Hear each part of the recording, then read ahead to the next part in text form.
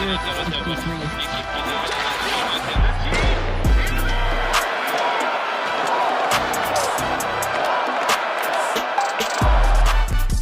there and welcome to this bonus episode of the Gazette's Hockey Inside Out Show. I'm Stu Cowan of the Gazette and I'm joined by former Canadiens teammates and 1986 Stanley Cup champions Chris Nilan, Rick Green, and Brian Skrudland. This first round playoff series, Rick, it's been up and down, really close series. Which Canadiens players have maybe surprised you the most through this series? I've got to give full marks to Kirby Dach. There's a guy that was down and out and was getting beat up both on and off the ice and faced so much adversity, and it was a question mark whether or not he was going to be able to contribute anymore. And this guy found a way from the bottom to the top in the way of delivering some big goals, some big plays, and I'm really happy that this guy's been able to rally and contribute. And then when you look at his demeanor when he does interviews now, he seems like there's a big burden off his shoulders, and he seems to be much more confident in what he's able to do and bring to the team. And I'm really happy for a kid that has been beat up too much lately, and he's really surprised me and is doing a great job. Yeah, I think there was a big weight lifted off his shoulder when the fans greeted him back in Montreal with those Kirby chants in the pregame warm-up. Brian, who has surprised you or who has stood out to you through the series? Well, we talked about him, hit on him earlier. Mike Matheson. I think that Mike is the minutes he's eating up, the contributions both offensively and defensively, sacrifices he's made. I think he's showed up the way that I think always felt Mike Matheson had the ability, and now he's showing it, eating those kind of minutes this time of year. I mean, and we talk about his skating ability. He's a pretty consistent guy back there, and I think he gives Dobson a lot of confidence as well. Knuckles, for you, who's put a smile on your face? I gotta go with Kirby too. Just what Greeny said. That kid, they were abusing him. He was down and out, not good what was happening with him, and to him to bounce back like that. And quite frankly, I gotta tell you, who surprised me? That whole line deserves it. Right. Really, Texier, Bolduc, and him.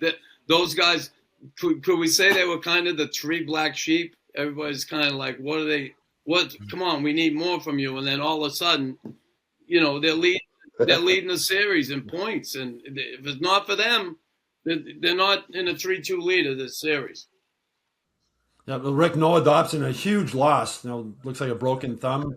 Missed the first 5 games of the series. They've survived without him. It's been quite impressive. If or when he comes back, how big of a boost is that going to give this team?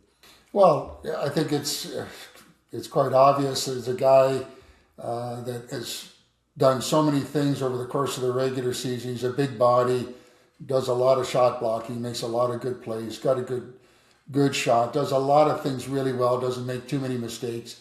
He's a very important piece of that group back there, and can obviously.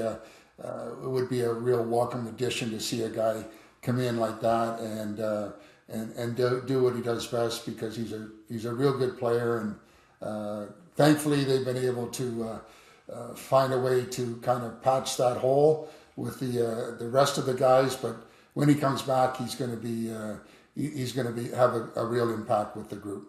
Brian, we're talking about who surprised us in this series. Going back, turning the clock back to 1986 when you guys won the Cup. Which player maybe surprised you with the way they performed in that series? Man alive, I'll tell you, Stu, I think there was, to a man, we almost surprised each other. I think, we were, we just wouldn't let each other down. I think that was the one thing that, and Chris hit on it earlier, just that fact of playing for the guy beside you. Like, don't take a shift off. Don't, like Pepe scoring the important goals that he did, and the OT goals, and the game-changing goals. I mean, we sort of joked about it for a while, but as I said, our line had 11 goals with Claude having 7 and McPhee having 4. Well, that doesn't leave a lot of goals for the centerman. So at the end of the day, how good are you your last shift? And don't count the goals or assists, count the wins. That's the time of the year you count the W's. Knuckles, I guess the rookies, including Brian, maybe surprised you a little bit in that playoff run. You know, I knew what we're going to get from Screw. He maybe surprised me on that 9-second goal. He surprised all of Canada. He surprised a lot of hockey fans. But, you know, when I look at it, we knew what Patrick was as a goalie. We had a really good defensive team. But Pepe Lemieux, bar none, for me, is the guy who, like, come on, that overtime goal against Hartford, Game 7, Hartford, they scored with less than a minute left, Babbage. And I remember the bench. Yep. He was right in front of us when he took the shot. The bench was kind of, the gas went out, right? I remember going back in the room and Bob Gainey getting everybody refocused. And then we come out there and within 2-3 minutes, Pepe does what he does. Hello. And you know, 5-game winning goals, the overtime goals. Pepe surprised the shit out of me. And for you, Rick? I have to give Patrick Roy the mark here. He just he found ways to make that save that allowed us to stay in every game and allow us to get on that run. So those kind of guys don't come around very often, and when they do, they're the real deal when they're able to perform at that level each and every time they're in the net. And he was a why? Brian, you know why Greenie's surprised? Because every time the puck came and Greenie jumped out of the way, Patrick stopped it.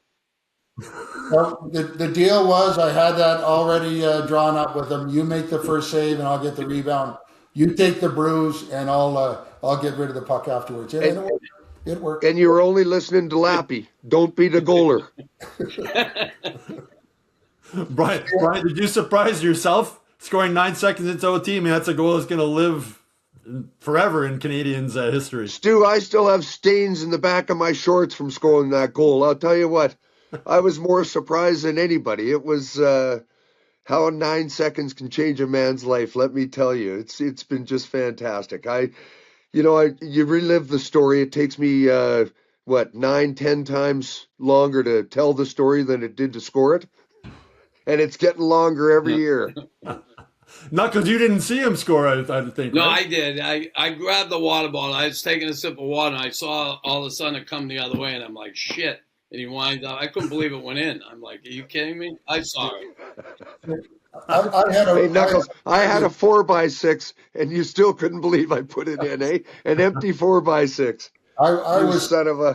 I had a great view of it because he made me a plus after that goal, but it was the best knuckleball that I've seen to slide into the net, I think, in the whole playoffs.